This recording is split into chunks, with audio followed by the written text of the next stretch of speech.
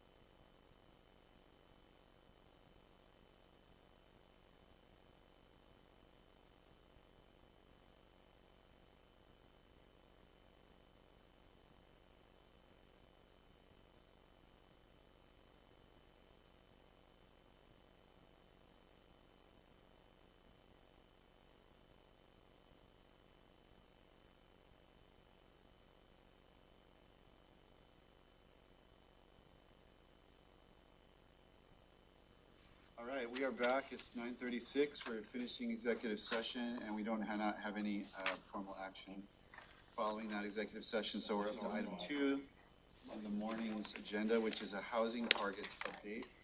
We have Josh Cummings from Community Planning and Economic Development, Ashley Arai, Planning Manager, and I'm going to turn it straight to you guys.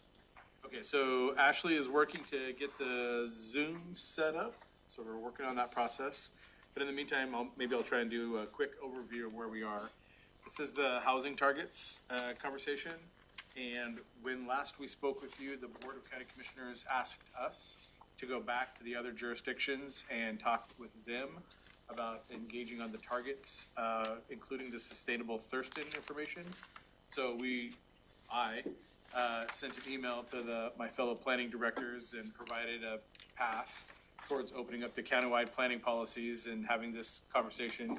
And it was met with essentially a lot of like, what's going on? Which I thought was great, but it got the ball rolling. And the City of Olympia, Leonard Bauer, and then others came up with some really creative solutions to start to work to include this as an alternative, the housing sustainable Thurston, into the housing element conversation. So I just kind of gave away the big picture at the very beginning, sorry.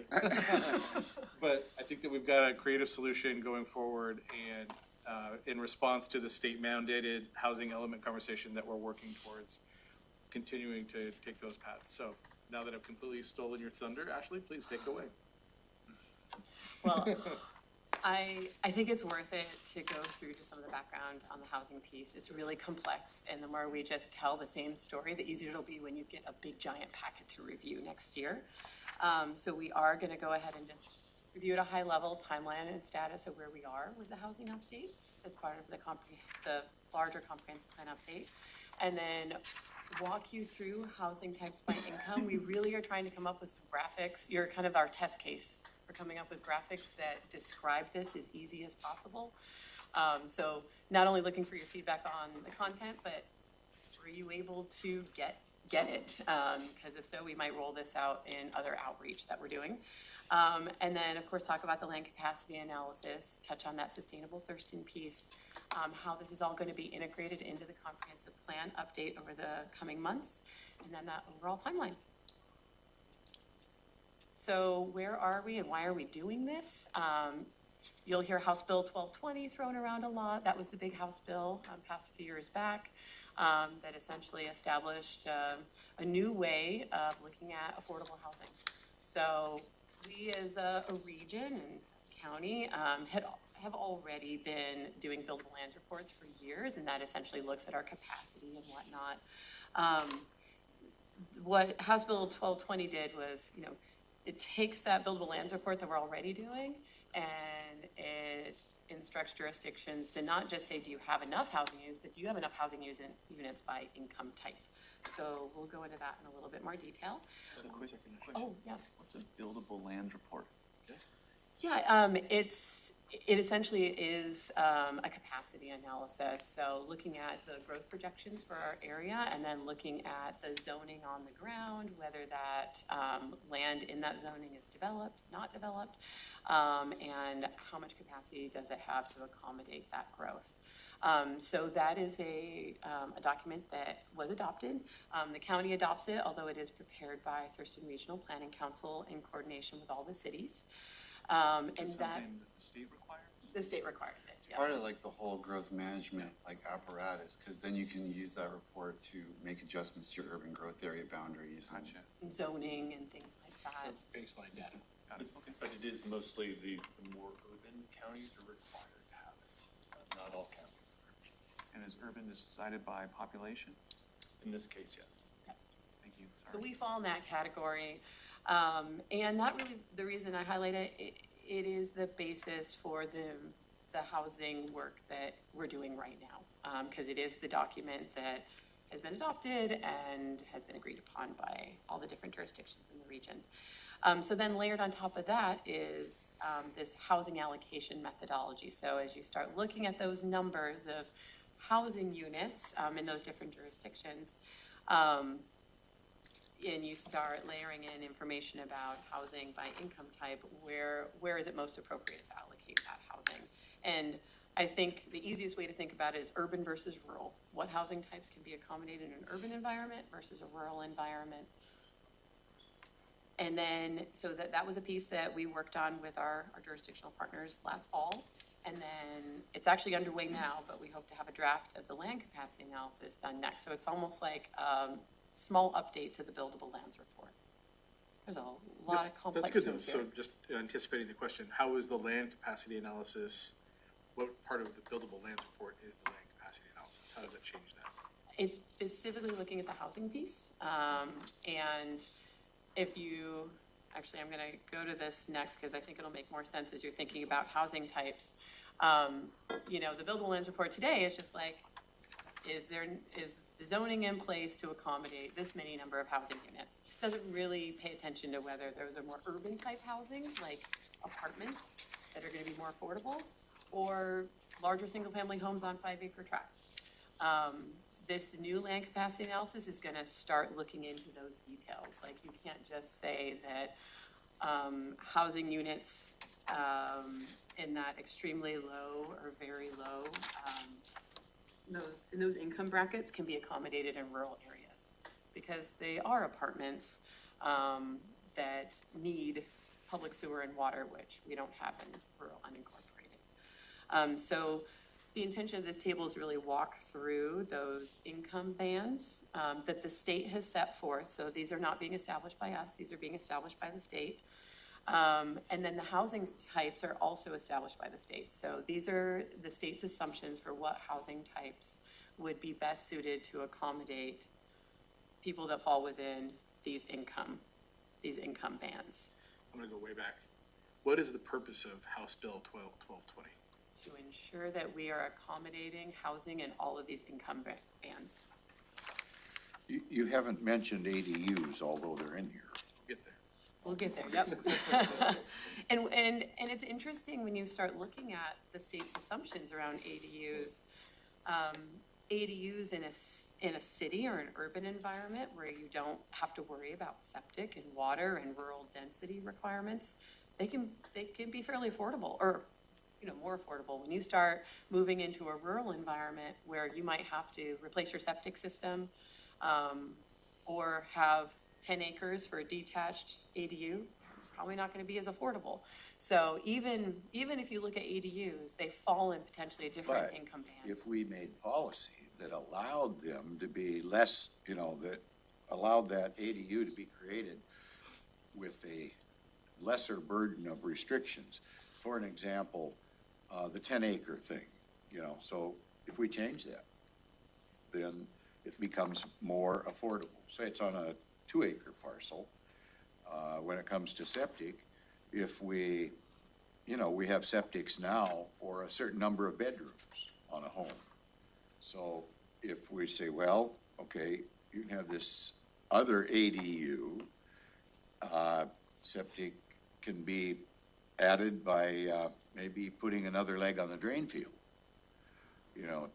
where it would be a 3-bedroom home in essence, although one of them is separate.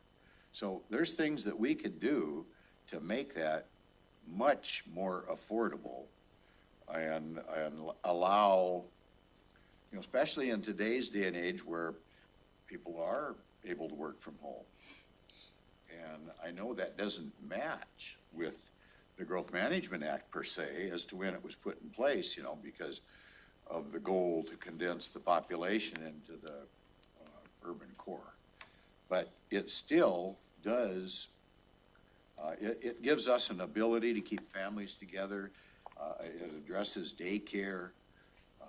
Grandma can stay in the ADU now, and it's affordable, built-in daycare. There's a lot of benefits to keeping families together that could come for that. And I know we have family ADUs, but at some point, a family member dies or something, or they want to do something else on their property, and they've actually had to tear down that ADU, which becomes very counterproductive in my estimation of creating affordable housing, so.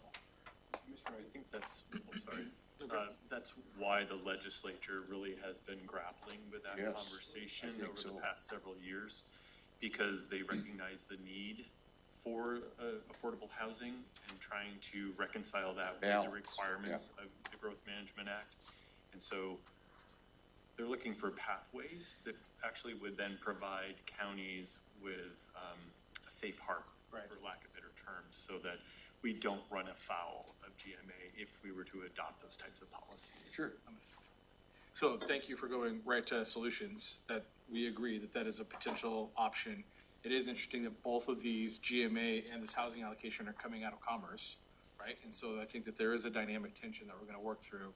But this conversation is about the targets. Are we meeting the targets? And then I think we can start to talk about the solutions. But let's see if the county, where the county stands in terms of our options and how close we are to the targets, and then ensure that we come back to ADUs as a potential solution. Does that sound good? Sounds good to me. Okay. Any questions about these different housing types by income bands? And you can see at low is where the ADUs start to pop in the income bands. That low for it. See it? Yeah. So then this next slide, this is the one where we're really trying to figure out a way to cram a lot of information into one place that might be more clear than lots of tables with numbers. So if you break these out between housing types that can be accommodated in cities and UGAs, that's the blue table on the left, and then compare that to the green table on the right, the housing types that we can really accommodate out in rural areas on septic and wells. You'll see that cities and UGAs have a lot more choices than we do to meet, to accommodate, I should say, housing and all the different income bands. And what we heard from the state as we were developing our housing allocation methodologies, they basically said if it's 50% or below, so those three columns there on the blue table, that we shouldn't even assume that they can be accommodated in a rural area. Doesn't mean that we don't have housing today that falls in those income bands, but that the policies we should look at are protecting the existing affordable housing we have, but creating new housing that would, align with one of these housing types. It just can't be done on septic and wells.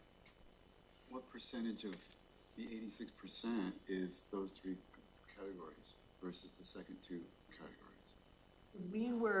I only, at the top of my tongue, I only have the amount of housing that we were allocated in the county, and it was over 1,100 units that fell within those three lower income bands.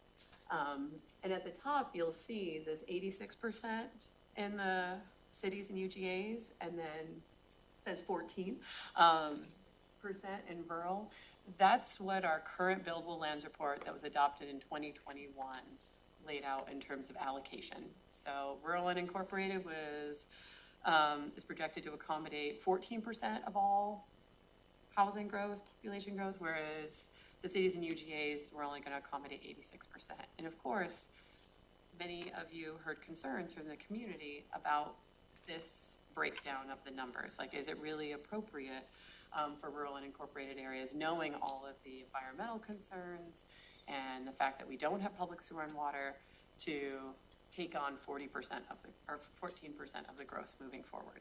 And that's where the dynamic tension comes back in, right? Where we don't have as many options in the rural area to meet whatever targets. Like Ashley said, you received input from the community that if you start adding ADUs and population into the rural areas, you're gonna have impacts in health and sewer and water and traffic. And so that's where they said, have you looked into the sustainable Thurston input? So I'm giving away your next slide, but. Just as a follow-up on that, though, as we move forward, if we don't figure out a way to balance this out a bit, you're gonna have a real disparity between wealth and others. And so you can live anywhere you want if you got enough money, basically. And if you don't have enough money to fight City Hall, so to speak, or maybe you're not able to hook up to Starlink, maybe you do want to work from home, but there's not even the infrastructure. You can make your own infrastructure, and you can fight through the battles. So we're going to have all of the wealthy folks living on some luxurious estate, and everybody else crammed into an apartment. I don't think that makes for a healthy society either. And that's exactly what we're talking about with Growth Management Act is we're not arguing one way or the other. We're telling you the snapshot that we have and the regulations that were provided by the state right now. And this snapshot of what we can do in the county, we would not be allowed to do a public supportive housing, apartment units, emergency housing, subsidized apartments, multiplexes. That's just not allowed under Growth Management Act in the rural area. So we're not saying that we hear what you're saying. We're providing you what the options are. And I think that what we're asking a little bit is feedback and does this make sense? Because it's all the numbers and charts that we've been given, we know that that's gonna just fall flat when we go out to the community. We wanna make sure that it's clear when we're having these conversations that the options that are available in the rural areas are limited because of GMA. And that might be the jumping off point to say, where is that tension and where are those fixes and where can we push back? Well, like, duplexes used to be kind of a pretty simple way for a family to build a home to live in, and they had part of it as a rental. And it worked out pretty good, so we're gonna have to rethink some of that, and that's where the ADUs come in as well. Do the options make sense on the, okay. Just to be, everything you've said so far, like, this is an update on where, but everything you've said so far is what we knew last time, right? That's right. We're just still building up to whatever the update is. Okay, I'm just trying to make sure that I'm tracking, because this all seems like where we were before. Yes. It is, but with pictures. We're Okay. trying All right, out new a pictures. new way to Okay, I'll roll give you this that. out. 'Cause I want Pop-ups. Yeah, We'll try. we are gonna be moving into our more intense engagement phase on this, going out to the community. And so, you know, it really is good to get feedback on, is this making sense? Because it is so complicated, or trying to make it not so complicated. Right. So here is the alternative that we were able to get agreement on from our partners in TRPC to explore. Just 1 second. Hey, Yeah. Rob, can you move the picture away from the box? Thank you. So this is the sustainable Thurston alternative. As it's presented in the buildable lands report of 2021. So I note that because that 6% over there, what you hear from the community is the 5% sustainable Thurston. When they actually ran the numbers they did it as an alternative back in 2021 with the buildable lands report, they were able to get it to 6%. So I just want to be clear that as we move forward with this alternative, it's the 6% sustainable Thurston rather than the 5. Commissioner Klaus has a question. Yeah. What's the number of units, like, what's the difference between 5% and 6%? It's, so the the number is, it's a few hundred I got the numbers for 14% down to 6%, but the 6% is about 3,300 units. So it's gonna be in that 3,030. And the 5% is how many? Do you know? Off the top of my head, I don't know exactly what the number is, but That's a it's, Good question. We can figure that out. yeah. Thank you. And the number in the last scenario was 7,500 units. So you're going from 7,500 units being accommodated through 2045 in rural county to about 3,300. Okay. So on your 14%, it was 7,500. Yep. On your 6%, it's 3,300. At 3,300. And the reason that it's important to use work that has already been done is to keep this project moving. Like, they put a lot of time and effort working with the Citizens Advisory Committee back in 2020 to develop this methodology. And it means that we have a starting point, and they don't have to redo all of that work. Because if we don't get these alternatives done within the next few months, none of the jurisdictions in our region are going to be able to stick to their comprehensive plan update timeline. We needed to have a snapshot of data to baseline it and move forward.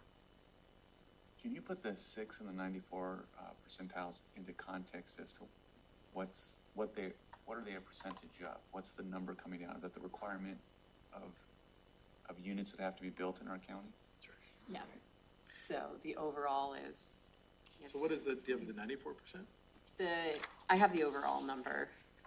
So that's what we just discussed in the rural at 6%, it would be the 3,300 units. But that was 3,300 less than whatever the total was to get to the 94%. This is over the next 20 years planning horizon. Thank you. Yeah. Is there anything in here that allows for expanding, making it a little easier to expand the UGAs? Because eventually those areas will be absorbed into the municipality anyway. That is one thing that the land capacity analysis, this next step is gonna look at, is the UGAs that are there today, can they accommodate it? The overall number of housing units hasn't changed, from the, 2021 number in that buildable land support. It's where they can be best accommodated. That's gonna go, Affordable housing. I'm sorry, that's gonna go to potential solution number 2, expanding UGAs. That's a good one.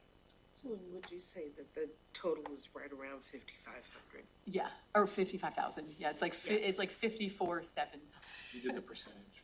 I did. Good job. You know, under that solution business too, the state currently restricts where you can provide the water and service, or not the water so much, but the septic service, for an example. Yes. And that could be adjusted as well, and I think they're thinking about adjusting that. Your questions have been great, Commissioner Edwards, and they're the same questions we're asking our amazing folks in the Environmental Health Department. So we have been meeting with them regularly, seasoned staff, Dawn and whatnot, to figure out where there might be flexibility, at least on the septic side, to try to, make it easier to establish ADUs. The interesting thing is, though, Josh pointed out that these new requirements are coming from Commerce at the same time that we have new requirements from the Department of Commerce for affordable housing. They are making the land use requirements for septic systems more difficult for the Environmental Health Department. So we do want to be in lockstep. We don't want land use provisions or code that can't actually be implemented on the ground as soon as you go and try to get a septic permit. What I remember from the ADU protracted code revision that we did was that it wasn't, the limiting factor wasn't so much septic, because that can be kind of, it was more the rural density requirements, and former planning manager kind of advised us that what we did was kind of pretty much the limit of what we could do without starting to encumber in litigation risk. Based on, now again, if state law changes, that there might be permission that's not there now. But based on what permission we have now, we really did what we could do, and the limiting factor was density, not the fact that we couldn't tweak the septic and make that more flexible, so. What about like cluster development? Cluster developments are allowed. They used to be pretty popular here in the county when we were able to offer density bonuses. We got challenged on that. That we were not conforming to rural density requirements under the GMA, and so we had to pull them back, and we haven't really seen a lot of clusters since. One of the limiting factors for clusters is septic, trying to find a creative wastewater solution. But we're working with the state on that too. Following up on that, we have different septic processes now than when this was put into place that could, I don't know, I mean, you could almost have, well, something similar to what the municipalities are doing now, where there's a collector system. The fluids are pumped somewhere else, and dealt with. And then almost like what's going on up at Boston Harbor, you might say, where every 3 years it gets pumped, or 6 years it gets pumped, the solids are removed, that kind of thing. So, I mean, there's ways we could do some of this that weren't available in years gone by. And the cluster thing is a piece of that as well. And when you say, I think we were just threatened with litigation, I don't think we ever got into litigation. We just chose to kind of back off because of the threat of litigation. Sometimes you got to go through the litigation if you've got the group that's being unreasonable. There have been other cases since then with other counties But On clusters. and clusters. There's creative stuff that's Yeah. being done out there, especially in like European countries, and like, there's some really cool. Yeah, There's actually some really creative stuff even happening here in Washington. And with how complex the Growth Management Act is, we started with that. So we actually have done case studies of different development types in rural areas across Western Washington, and bringing that information to the state and to our consultants to see what kind of changes could we put in place to get this kind of development on the ground. So yeah, these are all great questions, and they're all ones that we are trying to run down, working with the state, working with our partners here, and then also reaching out to other jurisdictions that have found creative solutions. So shifting back to the 6%, this is new since the last time we talked. Maybe spend a little bit of time on how we were able to creatively accomplish what the board asked us to do. Yeah, so the board had asked us to explore updating the countywide planning policies, and the timing of that was going to be really challenging.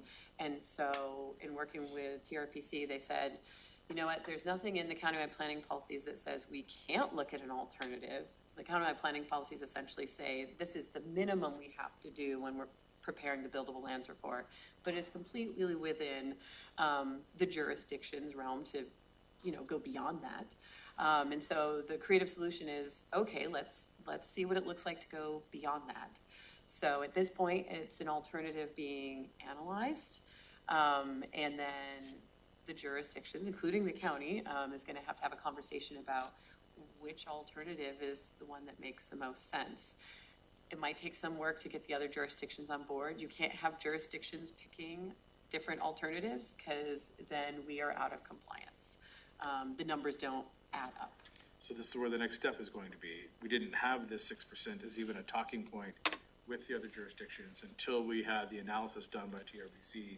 So I made the decision to move forward with funding that analysis with funds that we had available. So the county took on that analysis through TRPC, and now we have a starting place for the conversation with the other jurisdictions for their councils to discuss which option as a region we should be choosing, the 14% or the 6% with Sustainable Thurston. So success on your direction. Because the last time we were here, the staff was saying we couldn't really go this direction without a change to our countywide planning policies, which is kind of, we're on this tighter timeline. Right. So, and that required 4 jurisdictions to say they would agree to do that. So we basically directed staff to, well, go ask, we can at least ask them. If they have no interest, then they have no interest. If they do, then we could do this, but they're coming back with an alternative that is sidestepping the need to do a reopening of countywide planning policies, which is what I was hopeful of when we started. So, thank you. Thank you. My question is in regards to, so I know that the cities had concerns because they would have to update their policies. Is that correct? And so, if it went kind of lower, and so with this change, I'm wondering, what were were there any concerns? What is gonna be the process, I guess, as we have conversations on whether we choose this alternative or not? I think the planning directors at least, are pretty hopeful that a lot of changes that they have made in the intervening 5 years are already sort of changing that projection on whether we were still moving to the 86% being accommodated in cities and UGAs, or moving closer to this 94%. So I think they're hopeful that it won't necessitate as many changes. They all reviewed the assumptions in Sustainable Thurston before agreeing to move forward with this analysis. But it will definitely have to be a regional conversation. Can I try and then clean it up for me? So this is back to where we had to use the data that we had, even though it was 5 years old. And so we're getting these projections, and then in that conversation, the hope is from the cities that they'll get credit for all of the stuff that they've built over the last 5 years that wasn't captured in the data. And so and we're all in agreement that that conversation should be had, but we needed to use the old numbers to move the process forward. And then we can have that next conversation in Commissioner Mejia about all of the stuff that Lacey's done, and Olympia and Tumwater. So the planning directors are in agreement that we should continue to move forward, and also the folks that have done things on their targets, that have tried to close that gap in the intervening 5 years, should also get credit for that. Is that helpful? Yes, thank you. These numbers, these two alternatives are also what you're gonna see feeding into the environmental review that's gonna be done for the comprehensive plan. So in addition to the land capacity analysis, the board will also get to see what the environmental impacts are between these two alternatives. And that's information that we didn't have with Sustainable Thurston, so that'll be exciting. That's good. Yes. So the analysis is that we're going to need in the next 20 years approximately 55,000 units. Approximately how many housing units did we add across the county in the last year? Last year. Last year. I could get that information from TRPC. Just wondering how doable this is. Yep, that's a good question. Yeah, I can check in with TRPC. They're the ones who are tracking that, because we'd only have our numbers, but they're collecting numbers of building permits from all the jurisdictions. Are you asking about what's happened in the county or what's happened in the? I'm asking what's happened countywide, Oh, because this is total. a countywide Total. number, Yeah, okay. including in the cities. I don't think we're adding anywhere close to 5,000 units a year. And that's a question that we've asked Commerce from the very beginning of the implementation process of HB 1220. So 20 years, right? So, Oh, Well, that's what's three funny. thousand seven hundred Thank you. fifty, Yeah, so. But it's a good question. We can do that analysis with TRPC. I don't think we're close to that number either. But Josh, are you getting to the point of like, I hear you. we don't create housing? I mean, Right. we can Especially create on the low conditions end. that'll, but like ultimately, we don't build houses, so. That's the conversation that we're having as well. But we build barriers to building houses. We can And create sometimes, the yes, board gets to I create get the it, conditions. but yeah. ultimately, we can't, we can't ensure, and that's kind of Right. what you're suggesting. Especially on a certain end of the income scale. The county and the cities can't tell developers, you can only build this kind of a home in this area. So I'm just wondering, because it's my understanding that, we not only have to have, here's what we need, but some way of how we're gonna get there. So I'm wondering That when looks we like. start talking about that. Commissioner Fournier? Are we doing things, so these, like the cluster developments that exist, there's things that we can do to allow for additional development within these already existing, non-conforming kind of areas? Well, we have to get Lamard, really. or what is the term? We can't establish new landmarks. Can't make new ones, but we can do things to allow for More in, we more can, to more density and units. development within those existing. We could do a little bit there. We can also get really creative with density, what rural density looks like for existing clusters and or new clusters. So we're exploring that as well. So we're reading through all the case law right now to figure out what those sideboards are. So- But, yeah, there is room, but it's not a lot. We don't even have a lot of Lammards here, in Thurston County. I'm sorry, local area more intensive rural development. It's a horrible Do acronym. I it almost again. got that, I was one word off.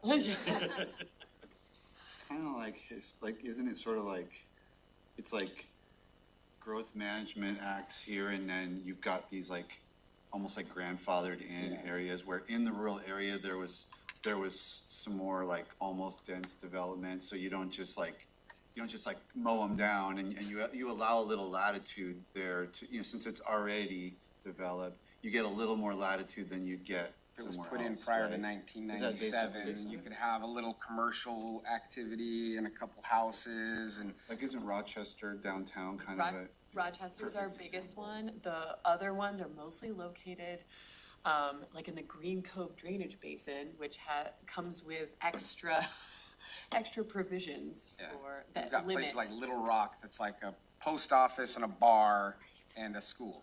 But then there's just 5-acre plots all around it. Rochester's the biggest one, where it actually has like a little main street and a commercial district, but it's not in a municipality. It's just free, it's just out there. Did you hear it? Local. Maytown's got a bar, some trailers, and So, I love the solution conversation. I think that if we look at the integration into Thurston 2045 and then the timeline, we can plug in where these solutions can be discussed. So the land capacity analysis, that's what's underway right now, and that essentially will establish the number that we are aiming toward. I'm trying really hard not to use the word target, because the way the state has laid this out is it's accommodating. If you start using target, then it's like, oh, well, then you're not meeting your targets. Versus we are setting a table, and we're gonna set it as well as we can to accommodate the different housing that can be accommodated in rural areas. But after that, you know, it's really like, do people come here and build? Do we have the funding mechanisms to support subsidized housing and things like that? Because you can have subsidized single-family housing as well, or cluster developments, and that's what, you know, San Juan County has been doing. That they've got really creative mechanisms for accommodating that. So there's the land capacity analysis, so we know how many folks we're accommodating in that, around that table. So that's like June of That's 2024. We'll have the number to accommodate. And then Thurston 2045 housing element, that's when we start looking at our policies, seeing whether we have any of those barriers that we can try to work through. Working with RHC to understand the funding mechanisms and how we might be able to expand those in the future to support affordable housing. So that's kind of that policy work that's going to be happening with our planning commission in the July-August timeframe of this year. And concurrent with that will be the environmental review of all of these pieces. And so our environmental review will focus on water availability and water quality, sensitive areas, our environmentally sensitive areas, as well as transportation. It'll be comparing those to alternatives that you saw. Who's doing the environmental review? Burke is going to be the lead, and then they have a number of firms supporting them. But right in that Thurston 2045 area, that's when we want to hear from you, and we provided us already some really good bullet points. And we'll work to try and figure out the analysis on that to provide that to the planning commission.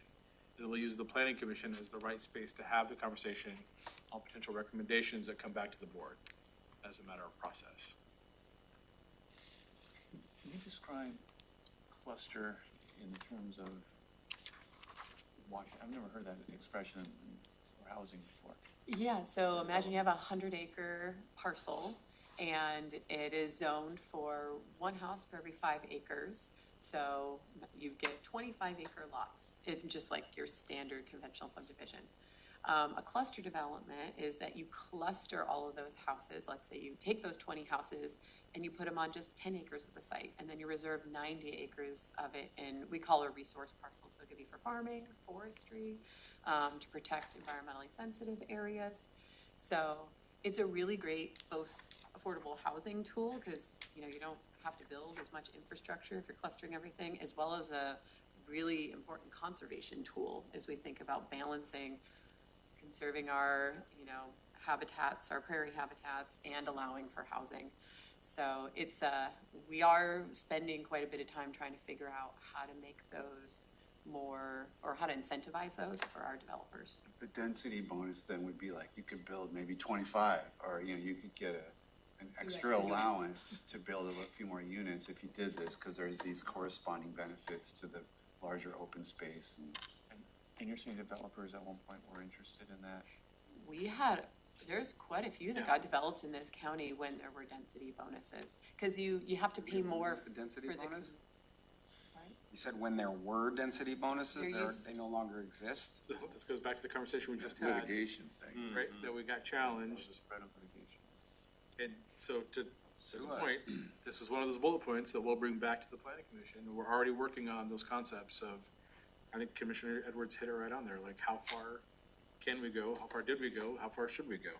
And that's a conversation for the planning commission to review and then for the board to consider. If you're not getting sued, you're not pushing the envelope. I wasn't here at that time. I want to push the envelope. Yeah, I wanna get sued.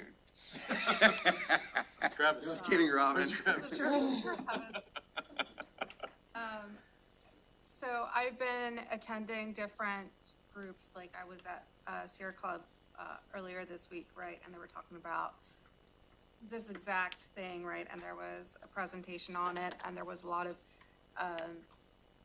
a request to have community engagement on this and to send, right? And I try to kind of let them know, like, okay, we've given direction to our staff, this is where we're at, and they're touching base with the cities. But as we start receiving that communication, right, from the public who are interested in more of a sustainable Thurston, what is something that we as a board can communicate, right, that's going to be concise on, like, this is kind of where we're at, this is gonna be the next steps, and this is kind of what we're hoping for. We go back one slide. It is directing them to provide comment in the housing element for Thurston 2045. That's the information that we're looking for. Okay. And so if they have, just like the solutions that the board has discussed today, if they have creative solutions or input or concerns, that's where this information is gonna get brought to the planning commission for their review, and then their recommendations to the Board of County Commissioners. We'll continue to keep you updated along the way like we do on these topics, but we didn't want to get out in front of the Board of County Commissioners and out into the community before we had this conversation, so that you're aware when it comes back to you, what information we're sending out there. And also, like we talked about, do the pictures make sense? And we hear that the pictures make sense in terms of the options and the limited options that the rural community has. But I think that's the other messaging point that you can say is, in the rural county, we have limited options for addressing the housing issues. We've heard you on the sustainable Thurston concept. We're going to have two options that are going to be presented to the jurisdictions. And we need your input as we consider the housing element for Thurston 2045. That would be our request from staff to the board, and that we stay connected on this topic. But again, we didn't want to get ahead of the board out in the community. Anything else?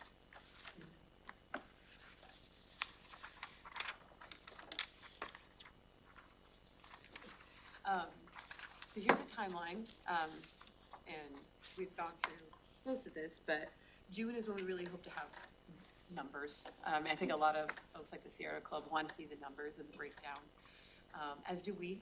And then that mid to late 2024, working with our planning commission. And we've been having we actually have a new item on the agenda to just provide regular updates on housing and climate. So as we're working with our consultant, we're keeping the planning commission apprised of those various steps. Late 2024 is when the community and the board can expect to see those preliminary findings from the environmental review of the two options reviewed today. And then when we get into 2025, that's when you'll start seeing the big packets. And we'll be asking the board to start reviewing sort of in the housing packages are gonna be big. So it's gonna be comprehensive plan updates as well as code updates, lots of tables and charts. You're saying that both options are going to environmental review, and we don't need to decide or weigh in on that for some period of time in the future? The scoping of the environmental review requires different options, and so this was great. These now become our two options that move forward, and we'll have all of the numbers to support that coming out of the land capacity analysis. Okay. And this is one of those, so we're previewing, So we're previewing a chapter of the larger comprehensive plans for folks that haven't gone through this before. And so we're kind of building all of these pieces over the next couple of years, and this is gonna be a big piece that the community is gonna be very interested in, as you already know, and that is complicated, and it's got lots of dynamic moving parts. So we wanted to get to you early to make sure that we were having this conversation, but it's gonna really come to a head for you in the early part of 2025. So, I know that a presentation has been made to the Regional Housing Council, but I guess this is more a question for commissioners. Do you see a role that the Regional Housing Council, I understand that they tend to focus on the lower income end of the scale, but there may be role, and I don't know what that would be, that the Regional Housing Council could play to inform this process. Maybe perhaps, I mean, maybe there's an educational piece that could be provided to them, because, I mean, this is a lot of complex stuff, and I would imagine that you all, I don't know if this information has been presented to them, but like them understanding these Perhaps they decision-making, that would, Yeah, I think all the jurisdictions have been trying to wrap their hands around it, anyways, yes, they have received information, but that's this kind of, it's been all numbers, and it's all been kind of esoteric, and we're trying to whittle down the information into something that's understandable, because it is confusing, but we're open to provide, RHC, Regional Housing Council, more input at any time.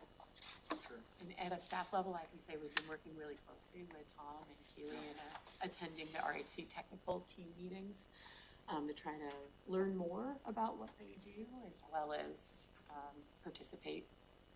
Yeah, we have our folks that represent on the RHC involved in this conversation. And so maybe that's where do Tom and Keely see us rolling into RHC larger?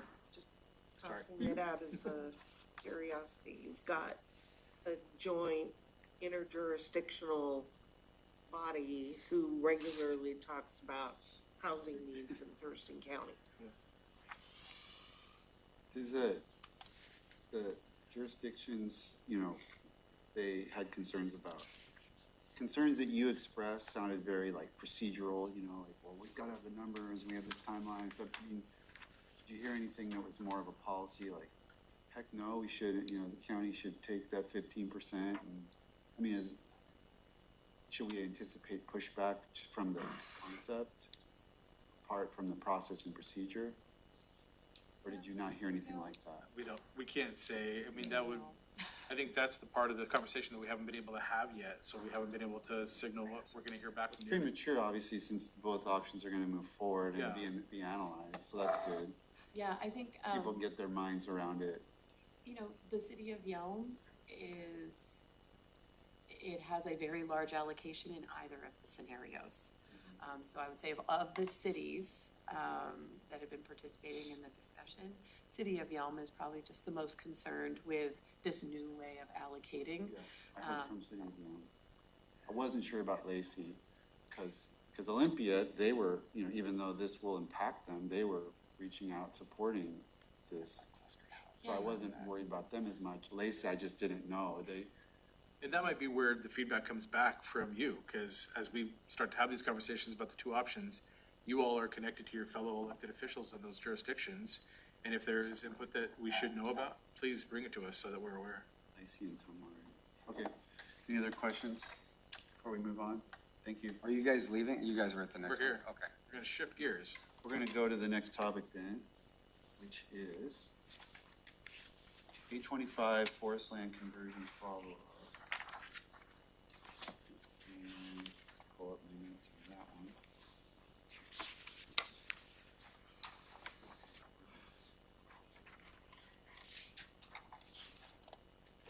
Folks don't need a break before we talk about trees. Anyone need a break? Never. Yeah, Yeah, like 2 Okay. minutes. 10:35, we'll come back. Thank you for that suggestion, I really need to think about it. No, because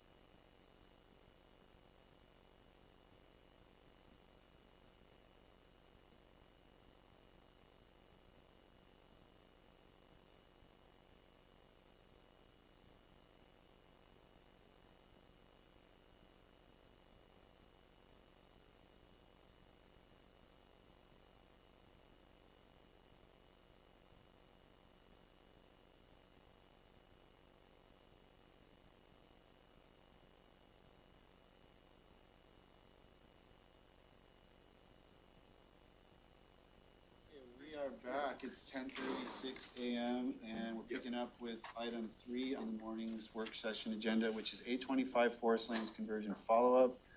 Continued discussion on this item following public hearing we had a couple of months ago. So I've got CPED staff here, Dana Bowers, Ashley Arai, and Josh Cummings. And this will just turn it over to you guys to kind of pick up where we left off. I know we had a meeting and there were some items that was asking Ashley to come back with to show the board based on our discussion. So we'll just kind of turn it over to you. Yep, jump right to Ashley. Yeah, well, thank you so much. As you mentioned, this is a follow-up work session from one that we had with April 3rd, 2024, the board. And at that time, the board did ask a number of questions about tree conservation measures proposed in the updates. So we're going to go through some of those questions, as well as some of the additional items that Commissioner Menzel thought would be good to share. So briefing overview, respond to questions, and then request the board's direction on next steps and whether there are any changes that should be made before we bring this to a final action. Just a quick review of the timeline. The initial scoping of these code updates was provided by the board in February 2022, at which time we did kick off community engagement. We have been regularly engaging various stakeholder groups, 39 plus of them from about March 2022 till now, so 2 years in the making. Planning Commission reviewed the proposed code updates and held a public hearing last year during the summer and early fall. And of course, we brought it to the board in November, and we've had work sessions with the board plus a public hearing. This is just a snapshot of the groups that we have engaged over the last 2 years. So we have been doing continuous engagement. That was a really important piece of pulling this proposed code update together. And there are more than 39 groups represented here. This is an impactful slide. So it's not just the number, it's also the breadth of diversity of organizations that our department has been engaged in on this topic. So I would, if you have a minute, take a look at that group of folks that our team has ensured saw the code updates as they were being processed and had input from these groups while it was being processed. And it is across the board. So I just wanted to provide that quick note that our team has done, I think, an excellent job ensuring that community input has been received. Thank you so much as well for including the tribes into this process. You've included, I really think it's quite impactful seeing the 39 organizations, so great job on that. And the fact that, our tribal partners were included in this process is also very important. I could just add, having done community outreach, working with 39 different groups, that's a lot of work. So well done and kudos to you for all the outreach. Good job, Dana. Yeah. Learned a lot along the way. That's right. As we should. So what came out of that was, in addition to updating the Forest Lands Conversion Code, was a new chapter specifically focused on tree conservation. It is important to note that if the board moves forward with adopting this new chapter, we will be one of only 2 counties in the state to have a tree conservation chapter specifically tied to forest lands conversions. So the updates within that chapter, it's a blend. We reached out to a lot of different groups. They had a lot of different ideas, and what you see baked into the chapter is a mixture of regulatory requirements as well as incentives for tree conservation when converting forest land. So you've got minimum protections for landmark and heritage trees combined with encouraging smaller development footprints, and we'll get into that in a little bit. Incentives for protecting existing trees, and then also trying to balance that to provide flexibility for landowners and home builders. Because as we've said before, this is land being converted into, from forestry into most likely a single family home. So the tree conservation permit requirements, so these would be brand new for someone wanting to, take a piece of forest land and convert it into a home site. This is going to be new for a lot of folks and potentially a heavy lift. These tree conservation plans have to be prepared by a professional forester. They have to include calculations of how many trees are being protected, removed, replanted. They have to identify all the root zone protections for trees being retained. They have to call out all the landmark and heritage trees on site. They also have to assess the tree health of those trees being retained to make sure they're not just gonna blow over during the next windstorm. So understanding what the tree conservation plan is key to understanding how we're gonna encourage folks to not have to submit it. Because why submit something if you don't need to take on that extra cost and time?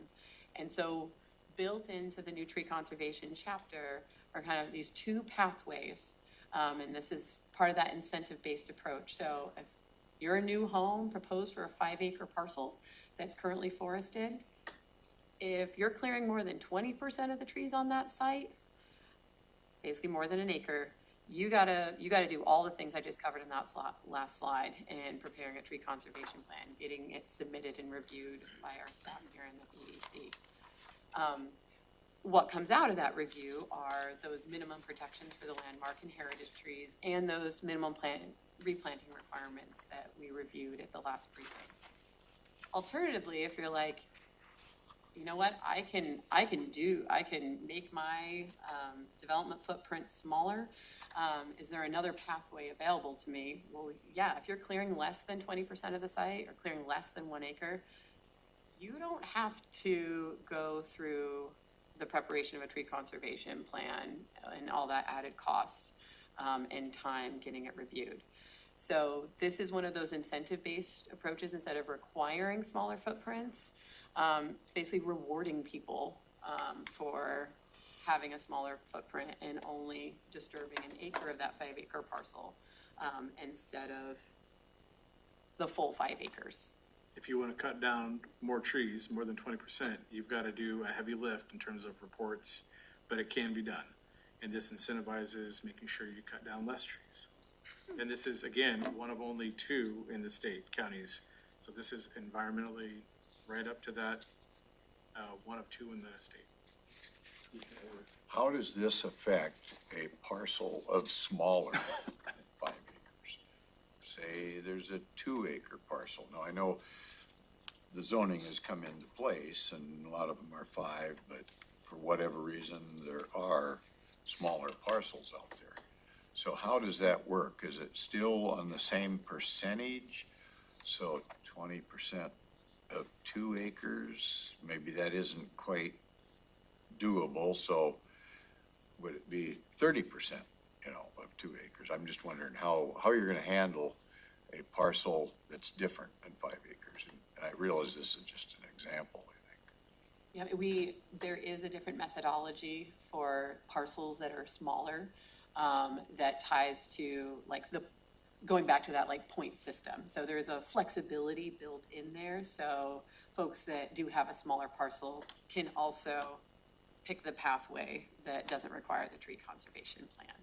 And it's something similar to this. It has a similar outcome of trying to encourage folks to disturb less of the site. And this is also where you get into that flexibility, where it's like, we're not saying you can't disturb more, but if you're going to, all these other requirements are going to kick in. And then, of course, there's that flexibility of, if you want to keep costs down and you want to keep your permit moving faster, well, then go ahead and move forward with that smaller development footprint. Cut less. But you might not be able to You might not be do able your to. project if it's a small enough property. We have built that flexibility in if it's a smaller piece of property. And if for some reason they still can't avoid the tree conservation plan, it's not that there isn't a pathway available, they would just have to submit the tree conservation plan. Then that ends up costing considerably more. It'll cost a little bit more. Kind of comes back to the rich folks can afford anything they want to do. If it's a smaller site, it should Affordable cost. housing, or if you want to make housing available, we then create barriers.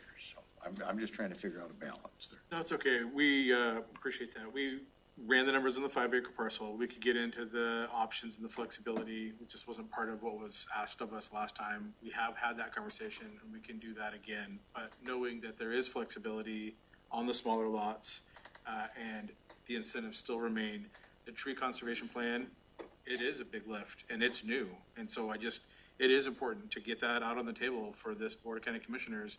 This had all of the input from the 39 other organizations that you saw, and they knew that it was gonna be something big and different. So I think that there's a place where we can, A, go back and have a conversation on the smaller footprint, but B, recognize that those conversations have been had, and we can bring that back for you.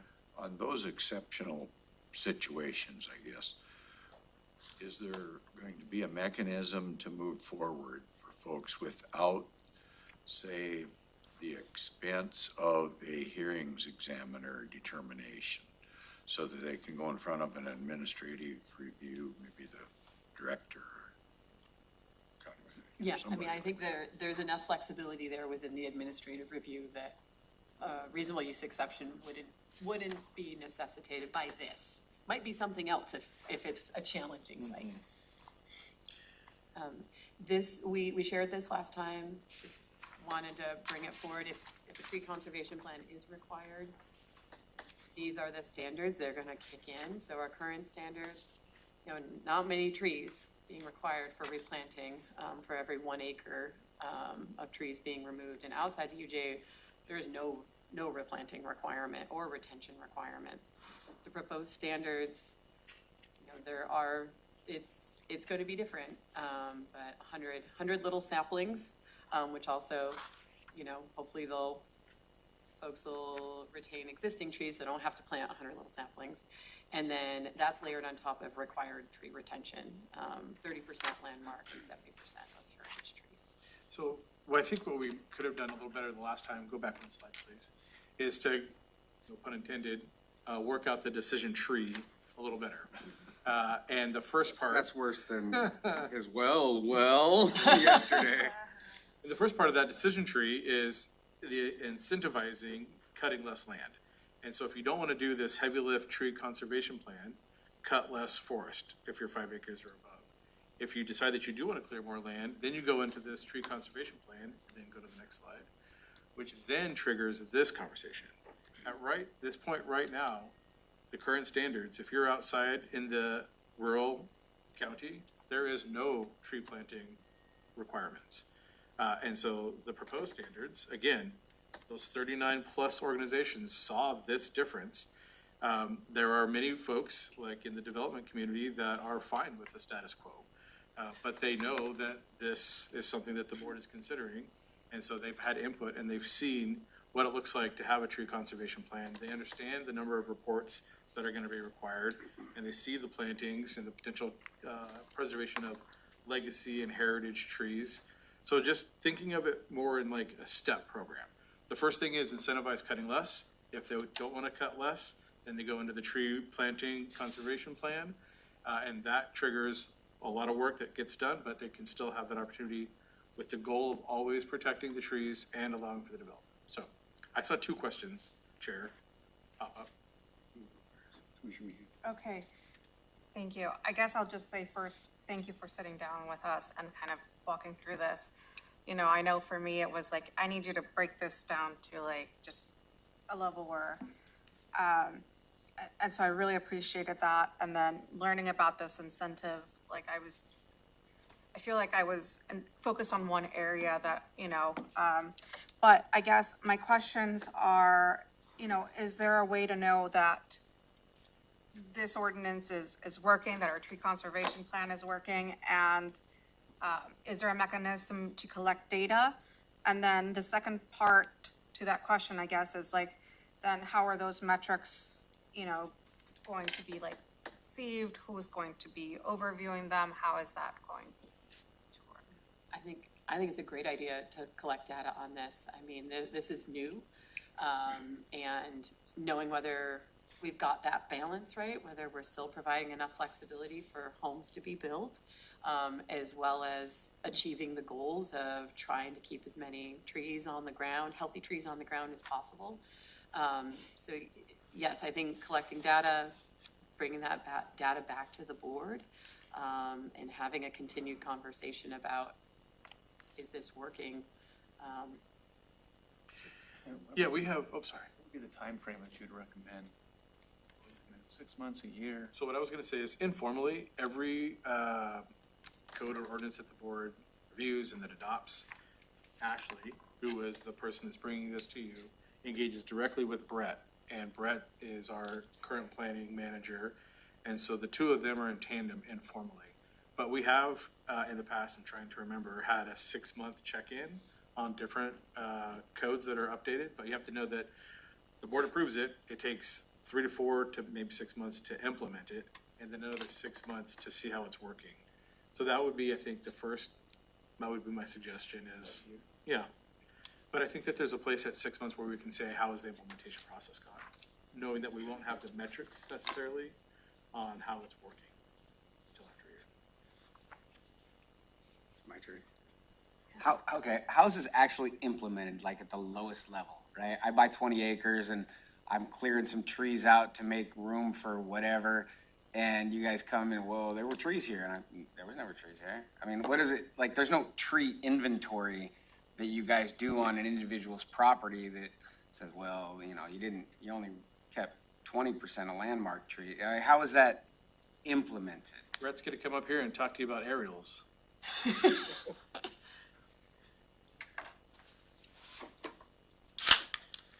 That was the loudest soda pop ever. It's really a beer. Yeah, Trying to do it quick. So Brett Burris, planning manager for CPED Development Services. So Brett, you heard the question. On the ground, when folks come in, how does this process work? So when an application comes in for a forest land conversion permit, we use, as Josh mentioned, aerial photography to determine if there are trees or are not trees on there. And our aerial photography spans from 2024 to 1996. If there was not a permit for tree removal during that time, it is de facto put into a moratorium because of the requirements of the state of Washington and DNR. In lay terms, when we talk to the community, in order to convert something, in order to get a forest land conversion permit, you have to be converting forest land to something else, which, for example, is a single-family home. Tree removal without a conversion is the mechanism that places the moratorium of 6 years. And if they do have a de facto, or if they have an actual permit from DNR that had placed the 6-year moratorium on it, they can apply for what's called a release of moratorium. And that is the current status of how it works. But to answer your question specifically, we do the diligence and research through aerial photography. So they come in, they apply for a permit, we look at their property and we say, there was trees here last year, there isn't now, do you have a permit from DNR? They say, no, we don't. A de facto moratorium goes in place, they've got to go to DNR and work with DNR to get a release of that moratorium before their project can move forward. And if we don't do that, then the county is liable based on state regulations. They can coordinate with DNR, but the actual release of moratorium application is with Thurston County. Thank you. After consultation with DNR. So, kind of the moral of the story, don't be sneaky and cut trees. Yeah. Yeah? It's not an uncommon scenario where a new property owner just purchased property, they come in for an application and they had no idea. Yep, that's This is another. only if it's zoned forestry land. This No. isn't, It's single family, it's triple R 1 to 5, it's all properties. In order to remove trees, you have to have some sort of a forest land conversion and or a permit from DNR. Except for the de facto in the rural county, you're allowed to remove 5,000 board feet without a permit per year. per year. And in the UGAs, it's 5,000 square feet. And that'll change to make it easier. Yeah, I'm talking about the current. Yep. Commissioner Mejia. Is there going to be, or have there been thoughts about having continued implementation after, or continued engagement after implementation? Sure, yes. Yeah, so Brett is tightly engaged with OMB, he's going there right after this meeting. We'll stay engaged with the environmental community. We have ongoing meetings with multiple different organizations. So I guess the answer to that question is yes, on all of our codes and regulations, we receive and request input, and we'll just add this to the list. And the biggest outreach after implementation is the front counter where people come in and ask their questions. Yeah, we get a lot of input at the front counter, I think is what Brett's saying. So, I'll jump in, the couple of comments and then a couple of questions maybe. The one thing is that, you know, there are a lot of elements, and you've touched on a few just here in answering Commissioner Fournier's question, but there's a lot of pieces of this ordinance. The public comment was focused on the tree conversion retention piece, which is only one of, I think, 6 elements of this. So now we're drilling down. I just want to kind of frame that like, there's a lot of other elements that are really important and not, I guess, that particularly controversial because we got no public comment at the final hearing. We got comment on one element, and then the board's been drilling down to a level that we hadn't even got to prior to that. So that's kind of just to understand where we're at in this discussion. The 2 things that came out from our meeting, internal meeting after the last meeting that I didn't, to my view, was not clear at the last briefing to the board was that, one is that there is the 30%, what you're calling required tree retention is a floor, meaning you don't have the option to just cut all the trees. If you have landmark or heritage trees, you do have a minimum. And that minimum requires above and beyond the point system.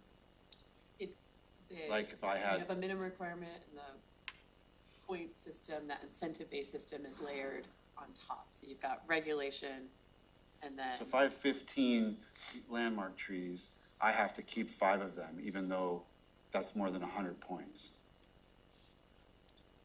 No. He's doing that percentage. The 30% He's at the 15 combo. and 5. So they do work in concert together. I don't understand. Try your question again, please. So, as I understood it from our meeting, the 30% landmark tree retention requirement is a floor. You cannot retain less than 30% of the landmark trees on the given area. Even though you get 30 points to get to your 100 but if 30% is higher than 100 points, the 30% is the floor. The 100 points is the floor. Is it annually or like in the lifetime of a human or? Once they are identified as being protected trees, the intention is that they are protected trees with the tree conservation plan. Enforcement is a whole nother. I still struggle. That's a piece, so that's a piece, the floor is a good question, because I remember that conversation. So that would be a piece to consider. I just struggle with the use of given the way that this is structured, I really struggle with why the percentage is in there at all. Because it just seems confusing. I've gotten confused now 3 times over, trying to figure out how this works. Maybe a history on the percentage and how we got there might be helpful. Yeah, that's something that you could speak Yeah, to. absolutely. So the percentages are there as part of that incentive. So I'm if- sorry, where did we receive that input? Oh, we received that input from Pierce County. So Pierce County has been running this code for almost 20 years now. And one of our first conversations was with them because they have implemented this code already. They had 30% protections for the 24 and over diameter. But when we're talking with our constituents, we knew that the 40-inch trees were also critical and that we wanted to save the ones that we could. And so we added that 70% and, as part of that community dialogue.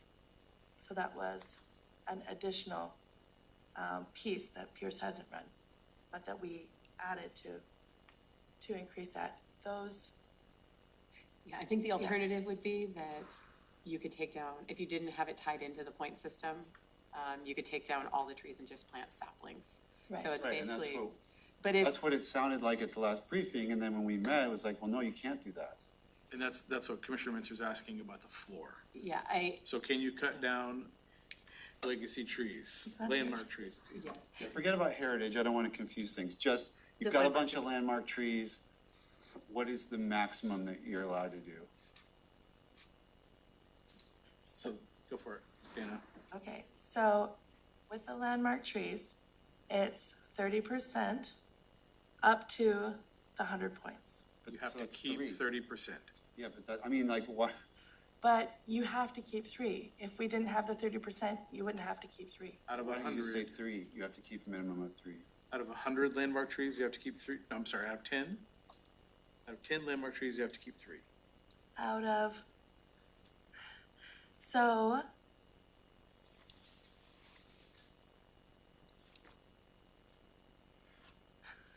there's, I think I every need to- site's gonna be different, but it's actually not worded that way. It's worded that it's at a minimum. There's gonna be a way around this. If you got some money, you can challenge the whole thing. You got danger trees, you've got recognition of dangerous trees. So, I mean, there's ways around it. If you're trying to come up with something that it's not possible to get around it, I don't think it's there. And this is where the monitoring of the implementation comes in Brett's group. Is people are gonna look at it differently, when they apply for it, and they're gonna try and challenge what we have written. I'm not, And it's gonna be, you're right, it is, I'm not it trying to is, figure out who's trying to skirt the rules. I'm just trying to, is the rule sensible in and of itself, assuming that everyone's gonna comply with the rule? I just need to understand the rule so I can evaluate whether it's a reasonable rule, given all the different goals that we're trying to balance, because it is a balance. understood. And I'm just still struggling with, because I felt a little more comfortable thinking that, no matter how many landmark trees are there, 30% is a retention Yeah. requirement is a floor, period, which is kind of how I walked out of our last staff meeting, thinking that if you have 24 of them, then you cannot cut more than 16 of them. Because that 30% is a floor that overrides the point system, but now I'm hearing I had the misconception on that. I think we Then need I'm to- wondering, well, what does a 30% mean? I think we as staff need to go back and look at the language, and we can have that conversation internally, because that was our understanding as well. So let us look at that. I think the county manager would like to provide. Okay, so that was one thing, and then the second thing was what Ashley laid out in this slide on page 7, because it didn't come out at the last meeting that there is a built-in incentive to not clear more than 20% of the site, which I think is important, but what I'm worried about is I understand that incentive is there, and I could conceive of it working, but I want to make sure that it's working. So, and Commissioner Mejia asked about kind of data, so, and I asked Ashley, I said, if I don't want to totally upend what we've done, but I want to make it stronger and make sure that we're getting the protection that we're hoping we're going to get, what would you suggest? And you basically proposed that we could add an adaptive management program piece directly into this. And then the question is, what data can we monitor? For example, I would want to know how many people, and this is maybe a Brett question, because I don't know what paperwork comes in and how easy this data is to collect, but what I would want to know is how many people had the option to, because of their project scale, disturb less than 20%, but chose to go ahead and disturb more. And go ahead, the tree conservation plan was not a disincentive. They just went ahead and cut trees across more than 20% when it wasn't necessary for their project. So therefore, that tells me that this built-in incentive isn't adequate, or might not be.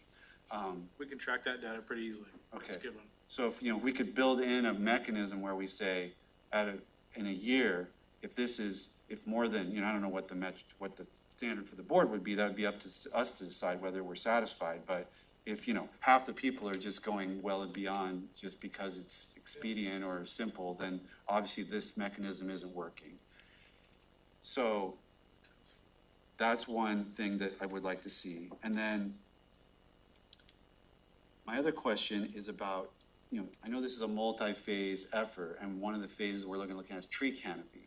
So how can we connect what we're doing in this first phase to the analysis of the tree canopy to see if our baseline is sliding in an accelerated way based on our projections? That would be another way for us to connect the dots and say, what we did in phase one isn't working. We have, and then my next question is, if that's true, we look at that and we say, that's not working, then what would be, so let's just say in the first instance, it's not working that this built-in incentive with the tree conservation plan to stop unnecessary clearing of more than 20% of site. Does the board have to go back to ground zero, or can we turn dials without having to start a 2-year public process review, 39 stakeholder, another docket item? Can we build into the adaptive management the board's ability to just fix it and not have to go through all this? Not that all this public process isn't important, but with all this work being done, I wouldn't want to have to start another 2-year ground zero tree conservation effort. So that's a lot, but that's kind of where I'm trying to get my head around. Unfortunately, changing the requirements of the development code would trigger, having to go through at a minimum our planning commission and the board, like our standard code amendment process. Well, so to answer the question though, it will not have to go through another 2-year stakeholder full engagement. It would have to go through a development code update process, but that can be done at any time throughout the year. It's not like the comprehensive plan that it can be only opened up once a year. So the process would be much more streamlined than this process, but it would still need to go through a public process for review. And, I think it's great to think about the what ifs and the theoretical. At this moment in time, there is no requirement for a tree conservation plan. There is no requirement or an incentive to protect any of those trees. And so my continuing communication to the Board of County Commissioners is whatever more specificity we can provide, we're open to receive and to provide that back. But we have a plan that will start protecting trees once it's implemented, where we don't have one right now. Okay, Manager. I think some of this hinges on the ability for us to easily explain the criteria. And I'm with Commissioner Mincer that in the side meeting that we had, it became clear to me, but then hearing this discussion, it got a little bit blurry again. So, but this information you provided is a lot clearer than the last presentation, so we are definitely making progress. But when we're not able to answer how the percentage interacts, I think that becomes hard for there to be a confidence in what is being proposed. That's just my perspective. I believe you have something that works there. Just have to work on how do we easily describe it, because my perspective would be as a regulation put out for the public, we've all, especially you all, you're in it boots deep. They're gonna just be seeing that for the first time, and we wanna make sure that they can understand it so that they know what the path forward looks like. Most definitely, we agree. Well done on the work, because, a lot of progress. One thing that's not, and it doesn't matter, you talk about variables. Large leaf maples in Western Washington are having a real problem right now. Douglas fir has root rot, which is a real problem that expands. So, you could do everything you want to try and protect something. You might end up losing the whole thing, so it's no guarantee on any of it. Comes right down to it. And then you've got those that are going to try to skirt it somehow. So it's quite an undertaking probably to fix it. So it's not, so you can't overcome it through some other process, whether that's nature or mankind, But like Josh said, something is being done where nothing is being done today. So what we heard from, thank you, Commissioner, what we heard from the board was, I think we have internal work to better explain the 30% requirements. So let us go back and have that conversation internally. I think the other pieces of it, the incentive piece that we didn't address previously, those are all positive and clear, but let us work harder at explaining the 30%, and we'll come back. Can I You're throw taking an a shot idea? at it? Well, if the board was under the impression that was a minimum requirement, And I apologize, I was the one describing it, and in my head, it's like, well, yes, all these things are like this intricate puzzle. But if the board has the understanding that that's a floor, that's a very easy change. It is literally taking out like 6 or 7 words from 2 areas, and that, we could just do that instead of having another briefing.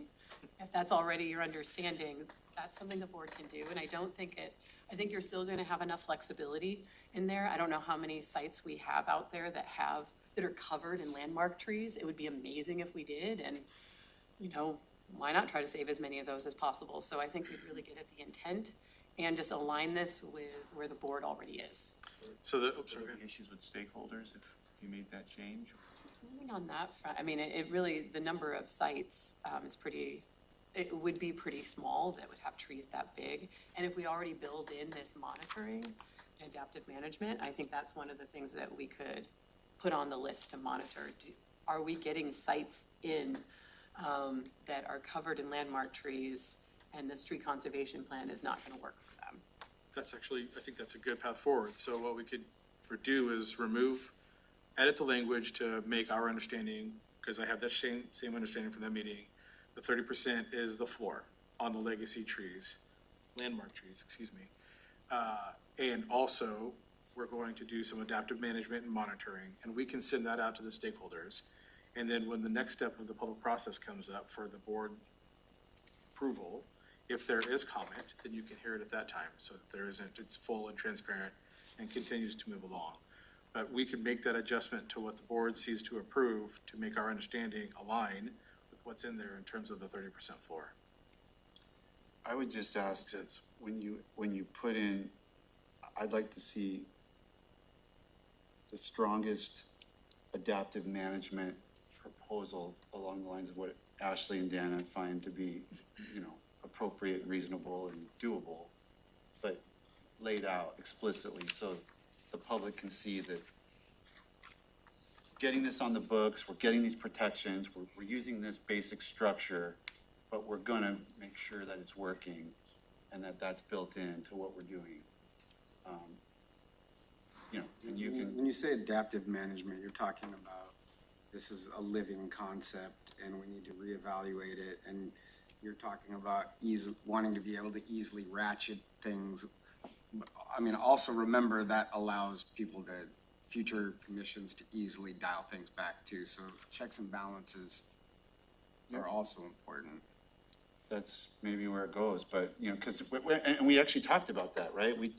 Ashley and I talked about the fact that the different things that you could monitor, you might show the other opposite, that this is being a barrier and different projects have stalled. You could track the number of projects that hit some sort of an unreasonable barrier, and you may determine through the management that it's too onerous for some, in some regard. That definitely is part of the calculus when you do that type of analysis. Commissioner Edwards. I guess I'd like to reflect back on our discussions earlier this morning with legal. And because if we go too far, then we get challenged on the other side, if you will. So we got to have some balance in there. And that new Supreme Court ruling, I know it wasn't about trees, but the tenure of that ruling was we better be careful. And so if you go too far and we end up in litigation, then you're in a situation where maybe it's become counterproductive, because then you'd have new case law even. So I think we ought to approach it with a balance is kind of where I'm at. So I'm not looking, I think you folks have done a great job myself. So I'm not looking for more restriction that could get us in a pickle when it comes to the challenge to the court. That's, because you're going to have a development situation come in, and they've got the money to hire the tree professional and make the plan and all that. You're going to have them come in and take everything out if you make it too restrictive. So I'd like to see a connection between, you didn't say whether I was off track or not, but if I'm not off track, I'd like to see directly connected that one of the things we're gonna evaluate in our adaptive management is the results of phase 2 of this project and the tree canopy study and how that might inform the levers that we've, the structure of the plan we put in place. Because if that tells us something we didn't expect, it may necessitate a relook at what we just did. We'll update the ordinance with items related to the adaptive management and the requirements. And circulate that for review, and then we can maybe move forward. Commissioner Klaus? Yeah, so I have a clarification question on the adjustments that you're considering making with your, like, take out 6 or 7 words here or there. It would be pretty easy. I'm still a little bit confused on the percentages and the points, which I think we all are. And I remember the last conversation we had, we talked about the percentage being related to the points and not necessarily the number of trees. So I'm wondering, like, when you make that adjustment, is the board in agreement that we're asking them to make an adjustment on the percentages being directly related to the points or to the number of trees? Because last time we talked about it, it was, I think, like 2 to 10 trees per acre when you relate it directly to the points. And so I'm just wondering, like, what adjustments are we considering making at this time? The adjustments, at least as I heard it, are creating a baseline essentially of how many of those larger trees need to be saved. And then layering the point system on top of that, rather than having them intertwined. So would that be like what we talked about last time, 2 to 10 trees per acre would need to be saved, or are we talking more than that? So I think that the scenarios that we ran just in conversation last time still hold. But what we didn't have was that they aren't intertwined, that we had that baseline of, you gotta keep the big ones. And so we were like, yes, it's like, if the percentage is this, then you should probably keep the big ones, but now we're saying you have to keep the big ones. You have to keep a certain number of big ones, even if it means that you end up with 150 points instead of 100. Okay, and you mentioned that if you make this adjustment, it would just be slight and it wouldn't require another briefing, so, That's up to the board. okay. I would be interested in another briefing once that adjustment is made, just because this has been really confusing. It's been really hard to understand how things are calculated, and I feel like every time we have a meeting, I come out with a different understanding of what's going on. Yeah, and I think it's important to remember, going back to the decision tree, that we have started big and we're at the very granular level of implementation. Like, this is like, you guys have gotten deep, you guys are almost gonna be SMEs, subject matter experts, by the time we're done with this. Commissioner Mincer has driven this to a place where you guys have gotten very deep into Brett's work. But the big picture is no tree protection right now, some tree protection if we do this, lots if you wanna cut more. Yeah, and I understand that, and I appreciate that. I also was wondering, like, I think the 39 stakeholder groups is something to be really proud of, but if we're talking to them in the beginning and we've made so many revisions and haven't kept them in the loop, They've been here with us the whole way. okay, And even today, when Brett goes, he'll talk to them, and some from another perspective are in the audience today, so. Yeah, and ahead of every briefing, we have been sending out regular communications to the stakeholders that have been engaged. That's great. Yep, every step. I would encourage commissioners to sit down with staff, to really, like, if they have questions about just the point system, just to have a separate meeting with them.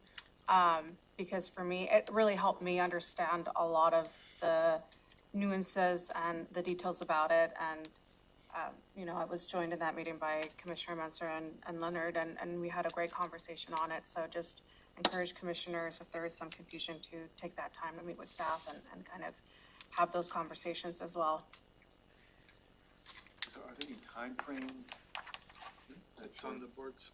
Okay, so there's not, just want to make sure that we're sensitive to your timeframes, or if things need to move forward, or what that looks like. Our timeframes are the board's timeframes. How much time would you guys need to do the things that we just talked about? I mean, the actual code changes are very, very minimal, and so it's really just. A week or two. Yeah, a week, So you could be back here next week?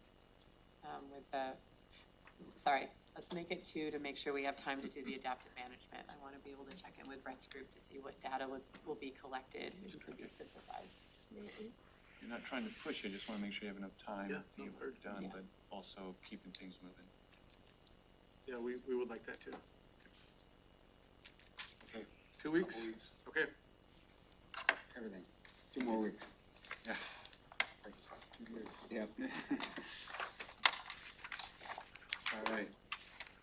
Next up is commissioner items, which we covered a lot yesterday, but For you, I have something. Yeah. I got a message from Shayless, and this is for you guys too. The Shayless Tribal Chairman wants to send a thank you to everybody on the Moon Road property that's being cleaned up today. He really appreciates all the hard work that the commission has done and that CPED has done to make that happen. He's sending pictures of them clearing stuff out today, so that's awesome. That's appreciated. Yeah, Brett's team in code compliance, we have just hired we have a full complement, so now we have 2 compliance supervisors for the whole county. And just sent a note to the county managers on another project, a 2-year project that we've been working on. 60 junk vehicles have now been removed, didn't have to go to court, got right close to it. So our code compliance is clicking, and I appreciate that. Where was that one at? 60 junk. Angus Road, And where we just bought property, near. yeah. Any cool cars? Yeah, I don't know. But no, I mean, I appreciate that, because that's an important piece of the step, right? It's like, Yeah, they're very appreciative. that's awesome, that's great to hear. And code compliance staff is very, very eager to go on your ride-along tomorrow. I'm looking forward to it. Was it tomorrow? It's tomorrow. All right. Thank you, Rainier Road's got something you're making headway on. working on it, yep. And that's not an earthquake, it's the construction next door. But that, I mean, to the credit of code compliance staff, of being able to enter into that voluntary compliance agreement with a non-resident property owner of that particular Moon Road parcel, right, being over in Virginia, that adds a level of complexity that they were able to master. So Yeah, the breadcrumbs that the team had to follow to find the owner of that property were Your Hardy Boy intense. mystery. And you finally got, It was got intense. compliance, or you got cooperation from the Yeah, entity? voluntary compliance from the owner across the country to start the cleanup process. It was bad there. There were fires, burning people's cars down and all kinds of nonsense. Thank you. Thank you. Any other commissioner items before we adjourn? anywhere. Nope, okay, we're adjourned. I'm